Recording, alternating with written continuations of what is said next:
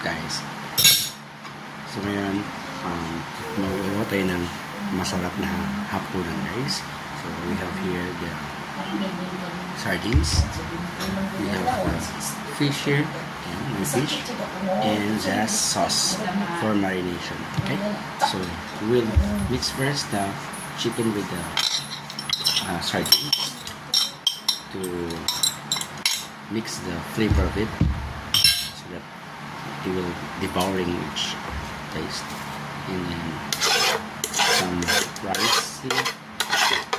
Okay, and the last thing that we're going to add to our recipe is our soy sauce for marination.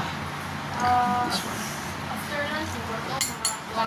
And we need to mix it well so that it will mix up accordingly. Can you see that one? Oh, it's yummy. Yummy. See? So, tell me, comment down below from where are you, so I can know where my video. That's all. Thank you.